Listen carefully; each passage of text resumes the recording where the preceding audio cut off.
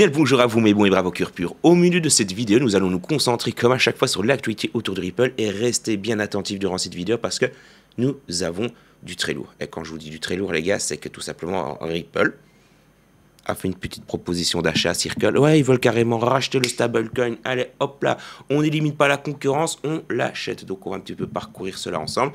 Et puis pour le reste, nous allons revenir sur un petit peu d'actualité dit généraliste. Mais bon, par rapport à des fuites de données de la part de Ledger. Mais bon, pas pour rien que je ne vous en parle plus. Et que d'ailleurs, si vous devez investir dans un hardware wallet, je vous réfère au Tangem Wallet. Mais bon, Tangem Wallet à 1000%. C'est moins cher, plus fiable. Enfin bref. Allez faire vos durs, j'ai fait une petite vidéo là-dessus.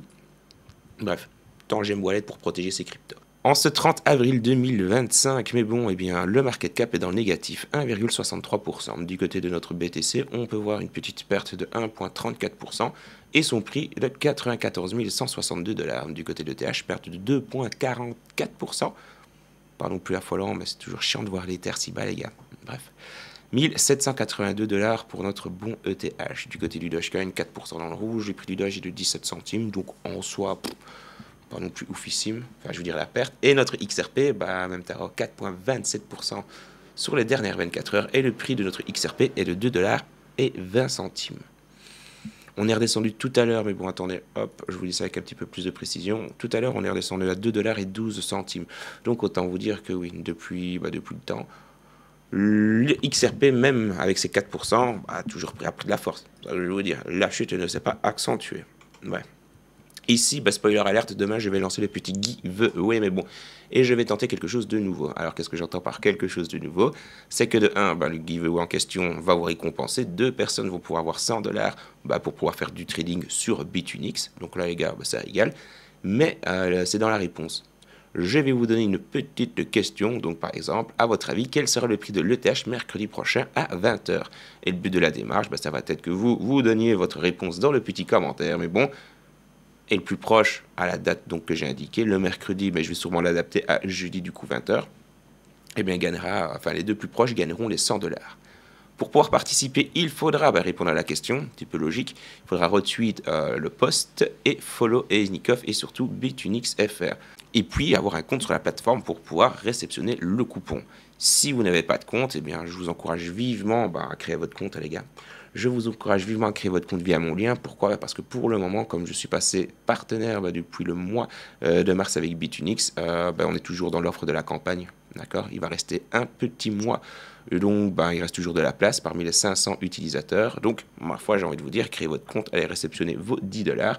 Et puis, faites vos bonus de dépôt, les gars. Et surtout, vous avez droit à des bonus de trading. Si vous tradez pour 50K, c'est 15 $ in the pocket. Si vous arrivez à 5 millions, c'est 500 $ de bonus de trading. Et pour arriver aux 5 millions, il faudra passer par les autres étapes. Donc oui, vous allez pouvoir bénéficier au fur et à mesure de votre petit parcours de tous les bonus de trading ici. Mais bon, encore une fois, vous faites ce que vous voulez. N'oubliez pas que les investissements, le trading en crypto, etc. comportent des risques. Mais voilà, au moins comme ça, vous savez quoi. Le lancement du giveaway se fera donc demain sur X. Donc venez me follow, mais bon, de toute manière, c'est une des petites conditions. Du côté des actualités dites les flash news, comme je qualifie ça, nous avons déjà, chouette petite news, Visa qui lance le lancement des stablecoins en Amérique latine. Ça, c'est quand même encore une fois preuve que l'adoption petit à petit se fait, les gars. Et il n'est pas si fou que ça, je vous le dis. Et ensuite, nous allons revenir un petit peu sur les tarifs douaniers parce que nous avons des nouvelles concrètes aujourd'hui. Nous avons Trump qui a déclaré que le Premier ministre canadien Carney l'avait appelé et lui avait dit qu'il souhaitait tout simplement donc conclure un accord. Encore une fois, je vous à moi, beaucoup critiquent l'approche de Trump, mais dans le fin de compte de l'histoire, bon grand nombre sont en train de vouloir négocier, etc., etc. Donc, qui c'est qui a gagné? Qu'on l'aime ou qu'on l'aime pas, c'est un businessman, les gars. Et pour le moment, je suis vraiment curieux de voir, les gars, ça n'a rien à voir, hein. Mais je serais vraiment curieux de voir à la fin du mandat de Trump un petit peu l'avis des Américains, voir si elle a vraiment step up. Et théoriquement parlant, j'ai envie de vous dire que oui, il risque d'y avoir quand même un avant et un après. C'est 4 ans. En tout cas pour le peuple américain. Nous, malheureusement, mis à part les crypto boys, je vois pas qu'est-ce que ça pourrait changer d'autre. Nous avons une très belle nouvelle parce que dans tout ce qui importe avec les tarifs douaniers, c'est vraiment la Chine qui pose un petit peu problème entre guillemets. Encore une fois, tout est une question de point de vue. Hein. La Chine, ce sont les États-Unis qui posent problème, et réciproquement parlant. Bref, on s'en fout. Les États-Unis se rapprochent de la Chine pour discuter des tarifs douaniers, rapportent les médias chinois. Donc ça, c'est les médias chinois, les gars. Donc c'est une source qui est non américaine. Et ça confirme donc ici que le président Trump a déclaré qu'il parlerait avec le président chinois. Par contre, on n'a pas encore de date par rapport à cela. Il faut vraiment que ce soit positif. Pourquoi? Parce que c'est littéralement les catalyseurs positifs. Mais bon, si les accords, entre guillemets, parce qu'encore une fois, c'est pas dit que ça laisse régler sur un claquement de doigts, d'accord? Mais si les catalyseurs sont positifs, mais bon, on peut possiblement voir le BTC au-dessus des 100 000. Encore une fois, je dis possiblement. Hein. Je ne suis pas Madame Irma, je n'ai pas la capacité de voir dans l'avenir à que nenni, mais bon.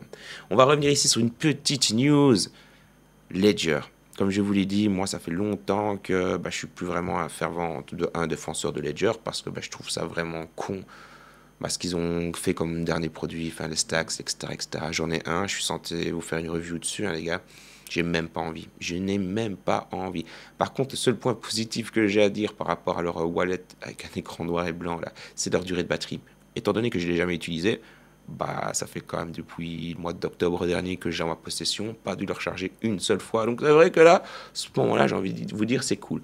Mais non, le Ledger, de vous à moi si vous avez besoin.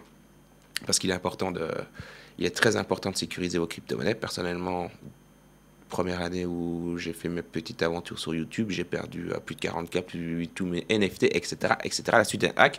Et j'en avais foutrement, encore une fois, aucune idée de comment c'est arrivé. Bref, parce que je prends quand même mes précautions par rapport à cela, mais comme quoi le risque zéro n'existe pas.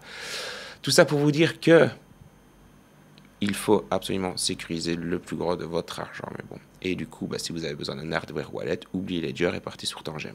Ouais, mais je vous dis ça en toute sincérité et sans sponsor, quoi que ce soit. Non, c'est parce que leur produit est vraiment carré. Et en plus d'être carré, on a un produit accessible côté prix par rapport à Ledger et qui nous garantit plus de 25 ans. Ouais, mais bon, c'est une simple petite carte. Franchement, faites votre dur. Là, j'ai d'ailleurs une petite vidéo. Faites un tour sur ma chaîne secondaire. Théoriquement parlant, elle est dans le top. Donc, ouais, non. Ledger, c'est vraiment cool. En gros, qu'est-ce qui s'est passé ici? Parce que je parle beaucoup pour ne rien dire.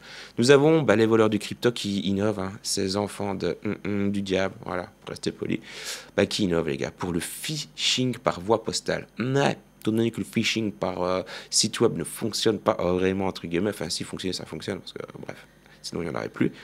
Ils profitent un petit peu de la naïveté des personnes qui ne sont pas vraiment familières ou au courant. En gros, nous avons tout simplement une nouvelle campagne d'escroquerie qui vise les utilisateurs de Ledger, exploitant donc une fuite de données de 2020. Les escrocs envoient des courriers physiques imitant la communication officielle de Ledger, comme vous pouvez le voir ici, sur ces deux images. Donc exploitant, les escrocs envoient des courriers donc physiques imitant la communication officielle de Ledger, incitant les victimes à connecter leur portefeuille sur un site frauduleux pour une prétendue mise à jour de sécurité. Cette méthode, combinée au phishing postal numérique, vise tout simplement à voler les clés privées. Ledger recommande la vigilance, l'utilisation des sources officielles et la vérification des appareils pour éviter les arnaques. Revenons sur la grosse news, j'ai envie de vous dire, du jour. J'aurais peut-être même dû la placer en fin de vidéo.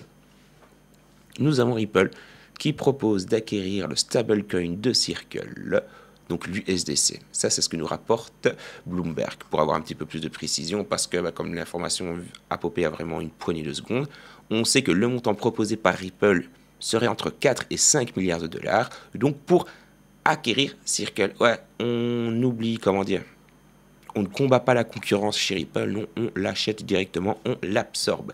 À cela, nous avons eu la réponse de Circle, qui tout simplement rejeté l'offre. Non pas qu'elle n'est pas intéressée, elle a simplement dit que l'offre était jugée trop basse. Il y a un monde, mais bon, où Ripple va acheter Circle. Est-ce que ça va arriver? Possiblement. Est-ce que ça n'arrivera pas? Possiblement aussi. Encore une fois, les gars, on fait que spéculer sur un petit peu les news qu'on a. Mais si demain Ripple achète Circle, j'espère sincèrement que vous avez des XRP in the pocket. Si ce n'est pas le cas, foncez profiter. Bref, allez vous inscrire sur BitGet ou sur Bitunix. Et faites le plein, les gars. Littéralement. Et ceci ne constituera ni un conseiller en finance ni en investissement. De toute manière, seul l'avenir pourra nous dire si on a raison ou pas. Depuis le temps que je vous bassine avec le XRP qui est à une petite vingtaine de centimes, les amis, j'ai envie de vous dire ici, c'est gros comme une maison. Et même s'ils ne rachètent pas Circle, ils ont sont quand même à des années-lumière du stablecoin. Parce que oui, au cas où vous n'avez pas suivi l'actualité, nous avons Circle qui arrive dans le domaine des des paiements transfrontaliers, le transfert transfrontalier si vous préférez considérer ça, appelez ça comme vous voulez. Et donc du coup, objectivement, ça en fait un concurrent direct à Ripple, parce que Ripple c'est un petit peu le mieux implanté sur le secteur des cryptos, en tout cas dans ce domaine-là. On en a parlé hier, vous avez le XLM qui lui aussi est implanté, qui fait un peu, vraiment pour vulgariser, la même chose que Ripple, sauf que Ripple ici est trop implanté, j'ai envie de vous dire. Dites-moi quoi dans l'espace commentaire. Pensez-vous que Ripple va un petit peu augmenter son offre, passer peut-être à 6 ou 7 milliards pour racheter Circle? Parce que, encore une fois, dans la réponse de Circle, les gars, il n'y a pas de non catégorique, on ne compte pas vendre. Non, non, non, c'est simplement l'offre est trop basse. Et même son stable, on câble sur 5 milliards, c'est pas grave. Ils sont capables, théoriquement parlant, de pouvoir sortir plus. Pour rappel, à l'heure actuelle, Ripple, c'est toujours les détenteurs en date de l'acquisition crypto, entre guillemets, entreprise crypto la plus haute, avec plus de 1,2 milliard de dollars pour l'acquisition de Hayden Road. Donc, c'est clairement dans leur stratégie pour le moment. Ils sont en pleine acquisition, en train de construire, les gars. Ils build. J'ai oublié une petite news généraliste, my bad total, les gars, je suis désolé. On va quand même revenir vite fait ici sur les raisons du pourquoi. D'ici le 5 mai, le BTC pourrait connaître un élan qu'on pourrait considérer de carrément explosif. Nous avons Donald Trump qui a réitéré son projet de créer tout simplement une réserve stratégique de crypto-monnaies principalement axée sur le Bitcoin pour en faire des États-Unis la capitale mondiale de la crypto. Nous avons donc les analystes qui prédisent une hausse, attention parce que là les champagnes vers les 150 000 $ d'ici le 5 mai. Porté par un soutien politique pro-crypto et une adoption institutionnelle croissante. 150 000 $, j'y crois pas du tout, les gars. Réserve stratégique ou pas réserve stratégique, vous faites ce que vous voulez, mais d'ici le 5 mai, 150 000 $, j'ai beaucoup de mal à le croire. Si on peut déjà repasser la barre des... Vous devez d'abord déverrouiller votre téléphone. Non, c'est pas toi que je parle. Si on peut déjà repasser la barre des 100K, c'est déjà un gros plus. Et surtout la maintenir. Parce que c'est un petit peu les tarifs douaniers qui nous ont fait chuter en dessous. On va parler maintenant du XRP, parce que oui, mais bon, le XRP n'a rien à faire. L'actif, à mon sens, l'un des actifs les plus prometteurs. Et je n'oublie toujours pas le Matic, les gars, même si je vous en parle plus. Nous avons ici, Brett Crypto X, qui va nous expliquer un petit truc. Il nous dit, malgré les fondamentaux solides, l'approbation donc de l'ETF pour le XRP, l'adoption institutionnelle, le lancement du stablecoin RLUSD, l'introduction de l'IPO, bref, si vous regardez mes vidéos quotidiennement, vous êtes au courant de tout cela. Le XRP a chuté de 30%, passant de 3,39 $ à environ 2,32 $. Cette baisse est attribuée à une correction technique après une hausse rapide. C'est clairement Trump, les gars, le Bitcoin, etc., etc. On est monté trop haut, trop vite. Clairement, c'est quelque chose qui est un peu de choses près anormal dans le cycle. Vous voyez ce que je veux dire? Positif, certes, mais qui, je suis pas sûr que beaucoup de personnes avaient prédit une hausse du Bitcoin aussi conséquente avec l'arrivée de Trump. Moi, jamais j'y ai pris en compte. Bref. Cette baisse était donc attribuée à une correction technique, ce qui est un petit peu logique. Après une hausse rapide, la prise des bénéfices pour les investisseurs, et encore une fois, ne serait-ce que pour les XRP avant Trump, et quelques semaines, un mois avant Trump, on l'avait à quelques centimes, je vous le rappelle. Ici, il a 2 $, il maintient les 2 $. Fait quand même petit x10 en quelques mois, les gars. Enfin bref, c'est quand même worse. Il n'y a qu'avec les cryptos que vous pouvez faire ça. Il n'y a qu'avec les cryptos que vous pouvez faire ça. Donc c'est logique que prise de bénéfices pour les investisseurs il y a. C'est totalement logique, c'est clair, comme de l'eau de roche.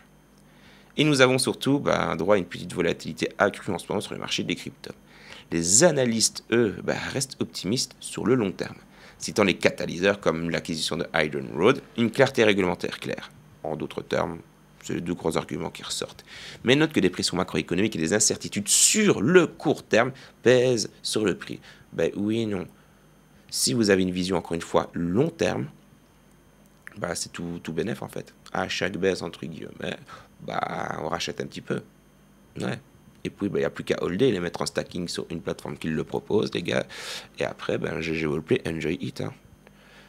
C'est aussi simple que ça. Si vous avez la patience, vous en ressortirez gagnant, les gars. Restons toujours sur X et restons toujours sur le XRP. Un analyste technique renommé prévoit une nouvelle baisse du XRP de 30%. Ouais. Encore une fois, les gars, prendre ça avec des pincettes, personne n'est capable de voir dans l'avenir. C'est pas exclu, peut-être qu'il va y avoir un pic à 1,55, mais si c'est le cas, j'espère que vous allez bien en profiter, les gars, parce que si vous positionnez 1,55 et que ça remonte directement à 2 $, Bref. Cette prédiction repose sur une analyse technique de la structure du marché avec le XRP dans une vague corrective de la vague d'Elliott, et plus précisément la vague numéro 2. Cette vague numéro 2, donc après son pic, est des 3,39$. Des indicateurs techniques comme le RSI sera racheté et le support affaibli à 2$ renforcent cette perspective baissière sur le court terme. Court terme, hein, les gars. Cependant, l'analyste reste optimiste, hein, les gars. Ouais, anticipant une reprise vers les 27$ lors de la prochaine vague d'Elliott. Ouais, mais bon, soutenu donc par des fondamentaux solides. Et ici, c'est pas Agrag ni Dark Defender qui nous le dit, non, c'est Block Bull.